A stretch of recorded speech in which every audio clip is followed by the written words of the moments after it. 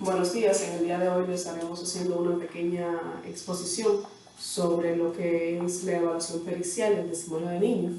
Esta exposición es basada para la calificación de la asignatura de agresión intrafamiliar por nuestra maestra Romana Tejadas. Y podemos decir que la evaluación pericial del testimonio realizada en el contexto de las investigaciones de delitos sexuales ha tenido un amplio desarrollo en las últimas décadas en la comunidad de las ciencias forenses, definiéndose algunos estados básicos necesarios para la realización de esta labor. En lo que respecta a la profesionalidad idónea para la conducción del proceso pericial, resulta relevante destacar que este debe de poseer entrenamiento especializado para realizar esta labor. En cuanto al dispositivo pericial, al bien más adelante se desarrolla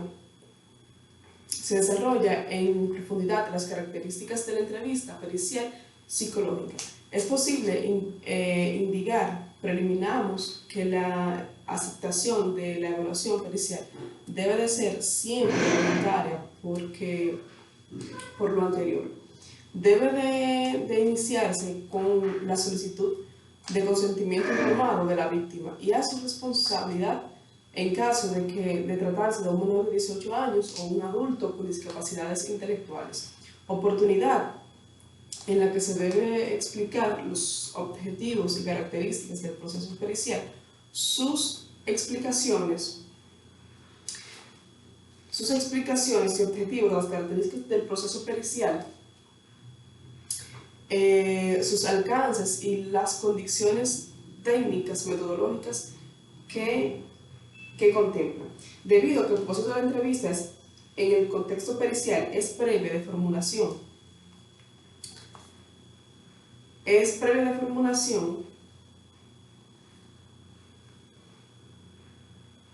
evaluar un número diverso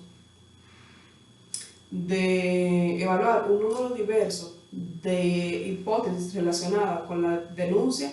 Los entrevistadores debieran reunir la mayor cantidad de información sobre los hechos investigados, así como sobre su capacidad del evaluado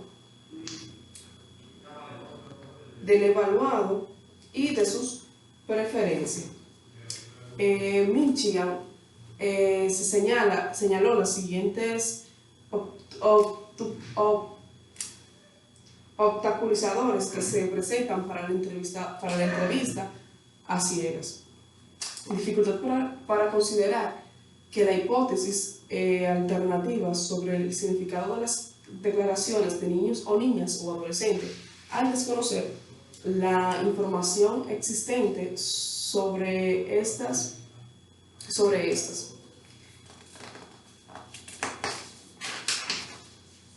Sarkins sugiere procurar que los horarios de citación es programación de función, que la menor intervención posible en que la rutina de los peritados realizar en un encuentro previo al inicio de la evaluación.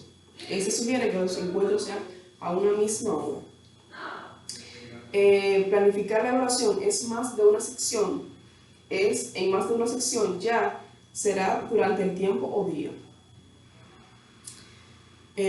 Para incluir lo que, segundo, es una estrategia para favorecer el diálogo en otro orden, las cosas que se respectan al registro de la entrevista pericial y para asegurar la fiabilidad de información obtenida y al mejor sistema de videograbaciones, excepto que el evaluador, el mejor o la mejor profesión, existen dificultades de insuperar. Favorecer el vínculo y rapport para el comportamiento, para el peritado, el no estar mediado o interrumpido por el registro escrito del testimonio permite a un registro fidedigno respecto de los contenidos viables y analógicos del perito, lo que incluye a dotar de transparencia el proceso. Tipos de pregunta. Varios estudios han demostrado que la cantidad y la calidad de información obtenida durante la entrevista está en las funciones. Las preguntas utilizadas están en las funciones de las preguntas utilizadas por el entrevistador. Goodman y sus colaboradores encontraron que sus estudios que los niños en edad de preescolar son muy exactos cuando se les hace preguntas abiertas y no tendenciosas, y que son particularmente exacto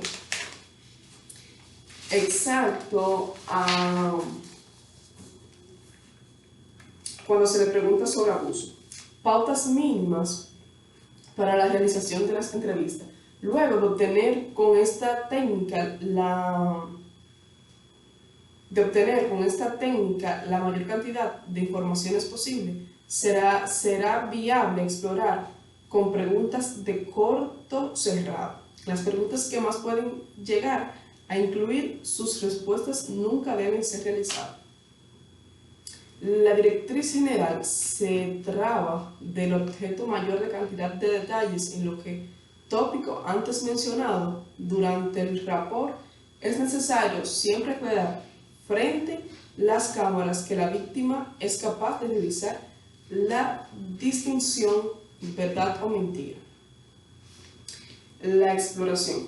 En esta etapa hacemos preguntas que ayuden a esclarecer los hechos, llenando vacíos que pudiesen haber quedado durante la etapa anterior. Cuando se describe las partes del cuerpo, debemos de evitar decir al menor de edad que se toque la parte que fue abusada. Es preferible en este caso utilizar el muñeco de peluche.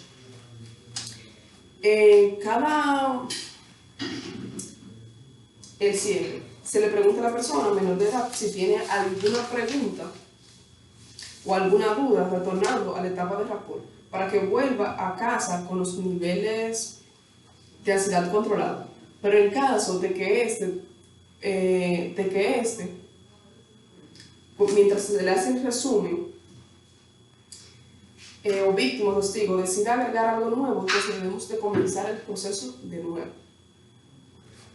Géneros que surgen como respuestas del poder judicial para la mejora del acceso de la justicia y de las victimizaciones, de la segunda, a la que el sistema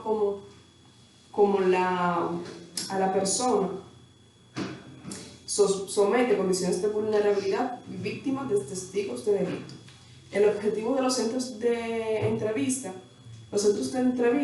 respetan a sus organizadores estructura basada en la función o estructura del sistema de justicia de la República Dominicana, que para la vista de anticipos de pruebas responden al procedimiento seguido por sus tribunales. En el desarrollo de la evaluación del carácter pericial, solo como es en el caso del testimonio, la fase de elaboración del informe contribuye una etapa altamente relevante.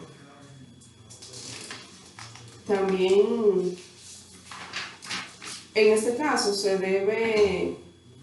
existen tantos en disciplinas forenses como en el campo del derecho que él se inserta en dicha actividad profesional. En este caso, se deben considerar algunos principios fundamentales de esta. También se deben identificar los contenidos derivados de las distintas fuentes de informadas que se distinguen. También se debe evitar la interpretación de carencias de respaldo de información. Y por último, el proceso de análisis realizado debe plasmarse claramente donde se pueda llegar a una conclusión fácil. Hasta aquí mi aclaración sobre lo que era la evaluación pericial del testimonio en niños menores de edad o adulto, o adolescente por así decirlo. Muchas gracias.